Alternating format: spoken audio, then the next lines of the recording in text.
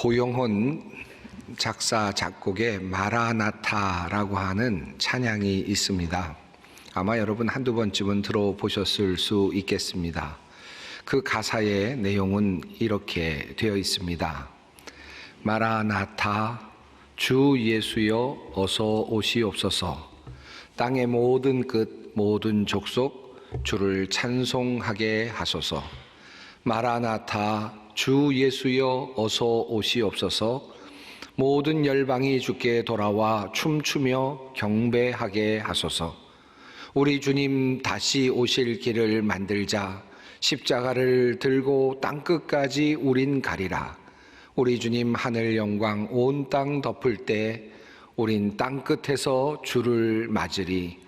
마라나타 마라나타 아멘 주 예수여 오시옵소서. 마라나타 마라나타 아멘 주 예수여 오시옵소서. 요즘 참 많이 불려지는 은혜로운 찬송 중에 하나입니다. 이 찬송을 들으면서 아마 어떤 분들은 좀 궁금해 하셨을 수도 있겠습니다. 마라나타라는 말이 도대체 무슨 뜻인가 하는 그런 생각을 하시면서 찬양을 들으셨을 수도 있습니다. 물론 찬송가 가사를 가만히 듣다 보면 계속되는 반복되는 그 가사 속에서 그 뜻이 무엇이겠구나라고 짐작은 가능합니다. 마라나타라는 말의 뜻은 주 예수여 오시옵소서라고 하는 뜻입니다. 자, 그렇다면 이 말은 어느 나라 말입니까? 헬라어도 아니고 히브리어도 아닙니다. 예수님께서 사용하실 때 그 당시에 고대 근동에서 사용되고 있었던 바로 아람어입니다. 그렇다면 이 말이 성경에 나올까요? 나온다면 어디에 나올까요? 많은 분들이 아멘 주 예수여 오시옵소서라는 말을 들으면서 요한계시록을 떠올립니다. 요한계시록에 실제로 이 말씀이 있습니다. 22장 20절로 21절 말씀입니다. 이것들을 증언하신 이가 이르시되 내가 진실로 속히 오리라 하시거늘 아멘 주 예수여 오시옵소서. 주 예수의 은혜가 모든 자들에게 있을지어다. 아멘. 이 말씀은 성경의 맨 마지막에 나오는 말씀으로서 요한계시록의 맨 마지막 부분에 해당되는 말씀입니다. 이 말씀 속에 주 예수여 오시옵소서라는 말이 있기는 하지만 그러나 아람어로 되어 있는 마라나타라는 단어는 이곳에 나타나지 않습니다. 도리어 이 말씀은 헬라어로 에르쿠 큐리에 이예수라는 말로 되어 있습니다. 물론 뜻은 주 예수여 오십시오라는 뜻을 가지고 있습니다. 자, 그렇다면 마라나타라는 말은 도대체 어디서 온 것입니까? 정말 성경에 나오는 단어입니까? 단 한 번 나옵니다. 바로 오늘 본문 속에 나타나고 있습니다. 그런데 오늘 본문을 읽었는데 아마 여러분은 마라나타라는 말씀을 보지도 듣지도 못했을 것입니다. 개역 개정 성경에는 마라나타라는 표현이 그대로 표현되지 않았고 해석된 표현으로 해석된 말로 그렇게 표기되어 있습니다. 한번 본문을 다시 보겠습니다. 만일 누구든지 주를 사랑하지 아니하면 저주를 받을지어다. 우리 주여 오시옵소서. 여기 우리 주여 오시옵소서라고 하는 말 앞에 각주가 달려 있는데요. 그 내용을 보면 이렇게 되어 있습니다. 또는 우리 주께서 임하셨도다. 아람어 마라나타 이렇게 되어 있습니다. 이렇게 마라나타라고 하는 이 아람어를 숨긴 것이 개역 개정이라면 반면에 새번역 성경은 이 마라나타를 그대로 표현해 주었습니다. 개역 성경입니다. 새번역 성경입니다. 누구든지 주님을 사랑하지 않는 사람은 저주를 받으라. 마라나타 우리 주님 오십시오. 여기에 보면 마라나타라는 단어가 쓰여져 있습니다. 그러니까 원어 성경인 이 헬라어 성경에는 마라나타라는 아람어 단어가 헬라어로 실제로 표기되어 있다는 말씀입니다. 그러니까 여러분 성경을 검색하실 때 마라나타를 개역 개정에서 검색하시면 한 번도 나타나지 않습니다. 세번역 성경에서 검색을 하시면 단 한 번, 바로 고린도전서 16장 22절에 나타나고 있음을 보게 됩니다. 자, 그렇다면 마라나타라는 말의 뜻은 무엇일까? 이미 앞서 제가 말씀을 드린 바 있습니다. 성경학자들의 연구에 의하면 이 아람어 마라나타는 아람어로 주님이란 뜻의 마르라는 말과 오다라는 뜻의 아타라고 하는 단어가 둘이 함께 연결되면서 만들어진 그런 단어라고 합니다. 이것은 두 가지 방식으로 읽을 수 있다고 합니다. 첫째는 마라나타입니다. 이렇게 읽게 되면 청유형이 되어서 이렇게 해석할 수 있습니다. 우리 주님 오십시오, 혹은 주여 오시옵소서라고 그렇게 해석할 수 있습니다. 둘째는 마란아타입니다. 이렇게 읽게 되면 주께서 오셨다, 주께서 오신다라고 하는 뜻으로 앞의 것과는 좀 다르게 해석이 될 수 있다고 합니다. 그래서 세번역 성경은 마라나타, 우리 주님 오십시오 라고 그렇게 번역한 후에 옆에 각주를 달고 이렇게 설명을 했습니다. 이 아람어를 달리 마란아타라고 읽으면 우리 주님 오셨다가 됨이라고 그렇게 자세하게 설명을 해두고 있습니다. 그래서 과거에 사용했던 개역 한글 성경, 그러니까 옛 성경은 그러한 어떤 입장을 따라서 이렇게 번역을 했습니다. 만일 누구든지 주를 사랑하지 아니하거든 저주를 받을지어다, 주께서 임하시느니라. 이렇게 조금 다르게 번역이 되어 있습니다. 글쎄요, 이 이야기가 성경 말씀을 듣고 계시는 여러분들에게 얼마나 유익한 정보가 될지는 모르겠습니다. 하지만 분명한 것은 이 마라나타라고 하는 용어는 성경에 단 한 번만 나오는 용어이고 고린도전서 16장 22절에 나타나는 사용되는 용어라는 점, 그리고 그 뜻은 주 예수여 오시옵소서라는 말로 청유형으로 해석할 수도 있고, 또 주께서 오신다, 주께서 오셨다라는 단어로 그렇게 두 가지 뜻으로 해석할 수도 있다라는 것입니다. 신학자 칼 바르트는 그의 교회 교휘학에서 다음과 같은 이야기를 했습니다. 교회 공동체가 가지고 있는 시간은 예수 그리스도께서 오신 그 첫 번째 오심, 그러니까 주께서 오셨다라는 이 환호와 동시에 두 번째 오심, 주여 오시옵소서라고 하는 이 환호 사이에 있는 시간이다 라고 그렇게 이야기를 했습니다. 공동체, 교회 공동체는 예수 그리스도의 첫 번째 오심과 그리고 마지막의 오심 사이에 존재한다. 교회는 바로 그곳에 위치해 있다라는 말입니다. 우리 교회는 주님께서 다시 오시는 그날까지 함께 모입니다. 그래서 초대교회 예배 순서 중에 마라나타라는 용어가 외쳐지곤 하였습니다. 주 100년경에 시리아에서 기록된 것으로 보이는 12사도들의 가르침 혹은 디다케라고 알려진 문헌이 있습니다. 제가 화요주찬 시간에 몇 번 인용한 그런 책이죠. 그 초대 문헌 속에는 마라나타라고 하는 용어가 한번 등장합니다. 그런데 그 내용은 이렇게 되어 있습니다. 은총이 오고 이 세상은 물러가라, 다윗의 하나님 호산나, 어느 누가 거룩하면 오고 거룩하지 못하면 회개하라, 마라나타 아멘. 이 부분은 이 디다케 문서 안에서는 성찬 성례전에 해당되는 그러한 본문입니다. 초대교회 신자들이 성찬 예식을 거행하면서 장차 올 하나님의 나라에서 받게 될 그 종말적 식탁을 예견하면서 마라나타 주 예수여 오십시오 라는 표현을 사용하고 있는 것입니다.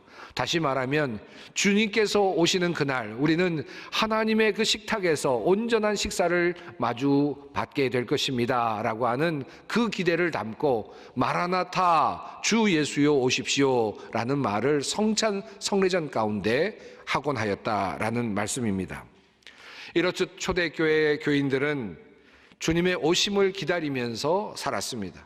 온갖 시련과 박해 속에서도 그들이 믿음을 포기하지 않을 수 있었던 이유는 종말적 신앙이 그들에게 있었기 때문입니다. 그들은 주님과 더불어 시작될 새로운 하늘과 새로운 땅을 늘 꿈꿨습니다. 예배 때마다 꿈꿨습니다. 그 나라가 속히 오기를 예배 때마다 간절히 바랬습니다. 그리고 그렇게 기원을 했습니다. 이 단어가 바로 예배 안에 들어있는 마라나타입니다. 아람어입니다. 오늘은 대림절 두 번째 주일입니다. 주님의 오심을 기억하면서 또한 다시 오실 주님을 기대하는 그러한 절기입니다. 그런 면에서 대림절은 주님의 오심을 기다리고 있는 교회가 어떤 모습으로 살아야 하는지를 고민하게 하는, 즉 교회의 정체성을 생각하게 하는 그러한 절기이기도 합니다. 마라나타라는 단어가 나오는 오늘의 본문 고린도전서 이 마지막 부분으로 함께 조금 더 깊이 들어가 보겠습니다. 훈훈한 마지막 인사를 건네던 바울은 마지막 부분에서 긴장 넘치는 표현으로 편지를 읽어 내려가던 사람들에게 긴장감을 주고 있습니다. 이 말이 왜 여기에 있는 것일까요? 바울은 이 말을 통해서 도대체 무슨 말을 하려고 하는 것입니까? 왜 따뜻하던 인사의 분위기가 이렇듯 사뭇 다른 긴장된 분위기로 바뀌고 있는가라고 하는 질문입니다. 우선 저주라고 하는 단어가 마음에 걸립니다.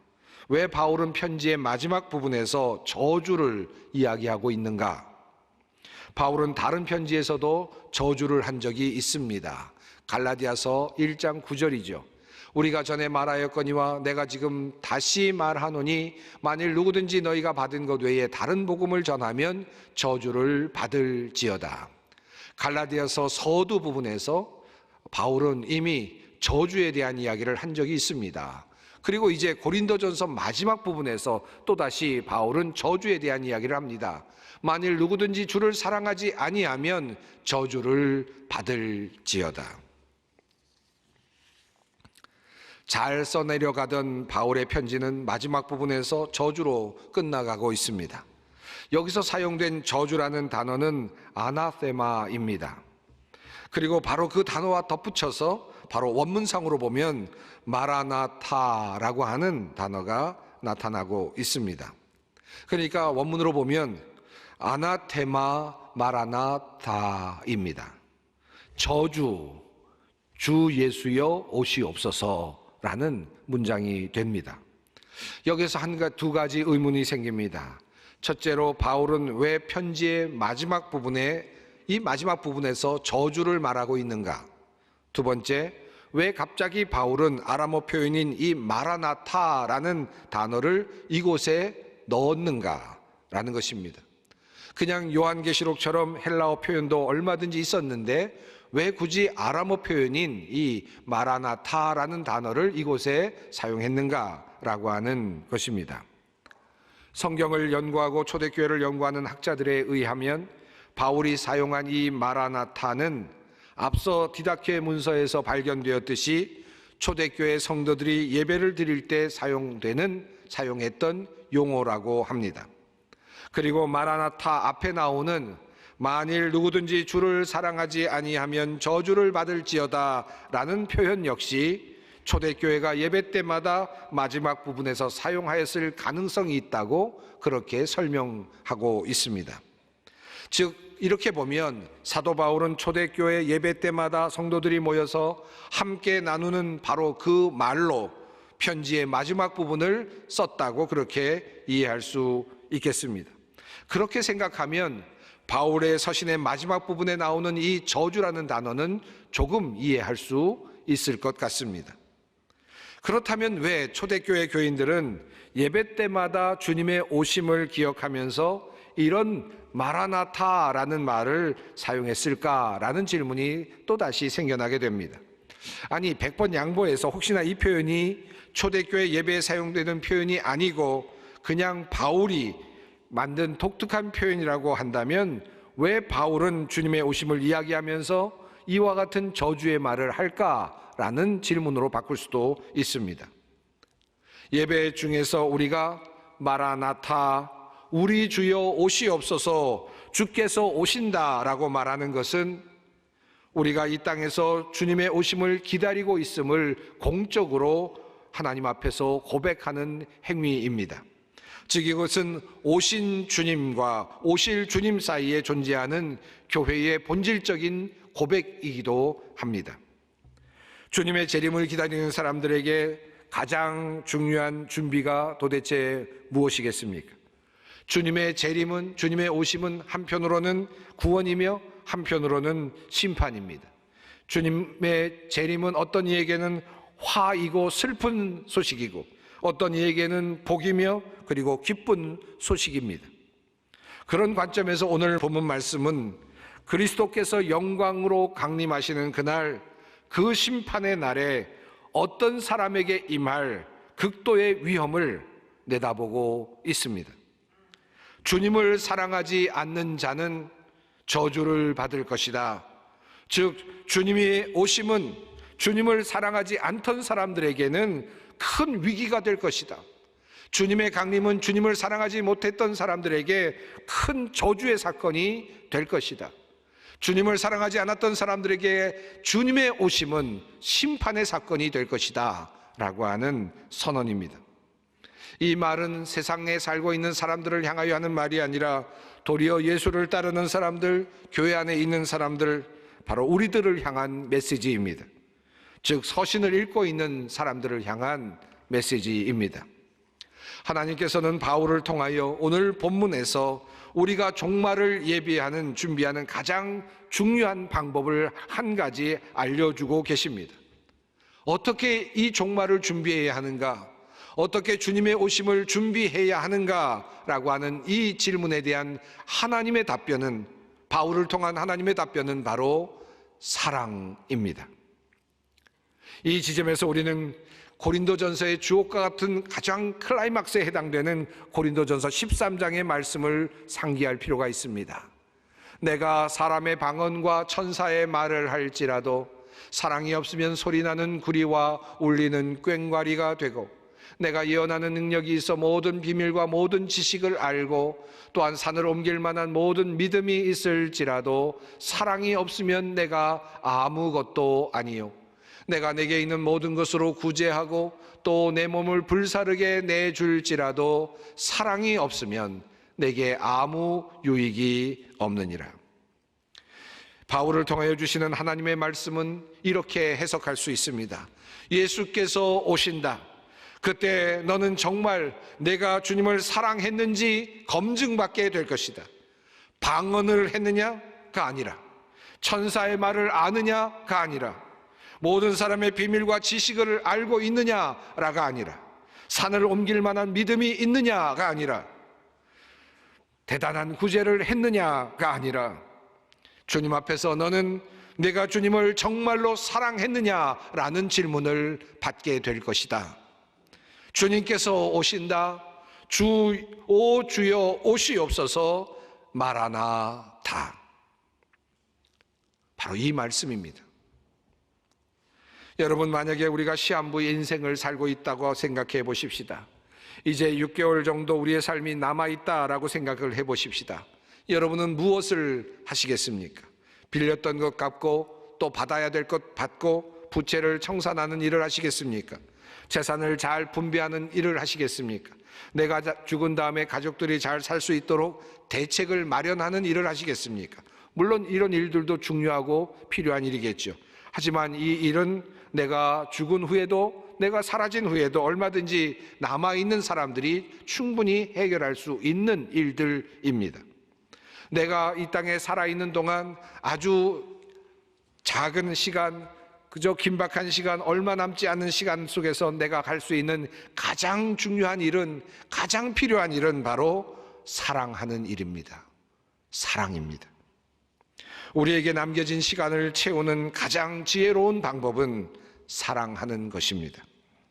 우리 주님 역시 그렇게 사셨습니다. 시간을 그렇게 쓰셨습니다. 요한복음 13장 1절 말씀입니다. 유월절 전에 예수께서 자기가 세상을 떠나 아버지께로 돌아가실 때가 이른 줄 아시고 세상에 있는 자기 사람들을 사랑하시되 끝까지 사랑하셨느니라. 하시느니라. 주님께서 얼마 남지 않은 마지막 인생을 보내실 때, 시간을 보내실 때 얼마 남지 않았다는 사실을 인지하시고는 사람들을 사랑하시되 끝까지 사랑하셨다라고 그렇게 성경은 우리에게 알려줍니다. 그리고 로마서의 말씀은 주님의 그 끝까지 사랑하신 사랑의 의미를 이렇게 다시 표현해 줍니다.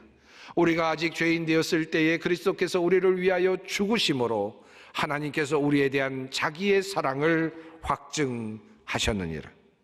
우리 주님께서 마지막 시간 끝까지 보여주신 것은 바로 사랑이었습니다. 우리가 주님을 기다리는 것도 그렇습니다. 우리가 주님을 오심을 기다리는 우리가 진실로 해야 될 일이 무엇입니까? 시한부의 삶을 살고 있는 우리가 해야 할 일이 바로 사랑하는 일입니다. 주님을 사랑하는 일, 그리고 이웃을 사랑하는 일입니다. 부활하신 주님께서 디베랴 바닷가에서 베드로를 향하여 3번이나 물으셨던 질문, 내가 나를 사랑하느냐? 이 질문은 주님의 오심을 기다리고 있는 이 대림절에 우리에게 주시는 준엄한 질문일 수도 있습니다. 내가 나를 사랑하느냐 물으시고 베드로에게 내 양을 치라, 내 양을 먹이라 말씀하시고 하늘로 올라가신 주님, 그리고 베드로처럼 남겨진 성도들은 이제 주님의 오심을 기대하며 이렇게 외칩니다. 주 예수여 오시옵소서. 주님께서 오신다. 마라나타. 만일 누구든지 주를 사랑하지 아니하면 저주를 받을지어다. 이 말의 뜻은 이렇습니다. 주 예수여 오시옵소서. 우리는 주님을 기다립니다. 우리는 결코 주님을 사랑하는 일에 실패하지 않겠습니다. 만일 우리가 주님을 사랑하지 않으면 주님께서 오실 때 우리에게 저주를 내리셔도 좋습니다. 우리는 끝까지 주님을 사랑하겠습니다. 어떤 상황 속에서도 주님을 사랑하겠습니다. 박해 속에서도, 고난 속에서도, 절망 속에서도 우리는 주님을 사랑하는 일에 실패하지 않겠습니다 라고 하는 단호한 결의입니다. 그 결의를 바꾸어서 초대교회 교인들은 만일 누구든지 주를 사랑하지 아니하면 저주를 받을지어다 라고 그렇게 강하게 외치고 있는 것입니다. 주님의 오심을 믿음으로 기다리는 우리의 고백이며 우리의 결단입니다. 주님을 사랑하겠습니다. 어떠한 일이 있어도 끝까지 우리는 주님을 사랑해 내고야 말겠습니다. 사랑하고야 말겠습니다라고 하는 바로 그러한 고백입니다. 설교를 마치면서 이 바울의 고백을 따라, 그리고 초대교회가 아마도 했을 이 고백, 이 선언을 따라 함께 고백을 해보았으면 좋겠습니다. 우리의 마음을 담아 함께 고백하십시다. 누구든지 주님을 사랑하지 않는 사람은 저주를 받으라. 마라나타, 우리 주님 오십시오.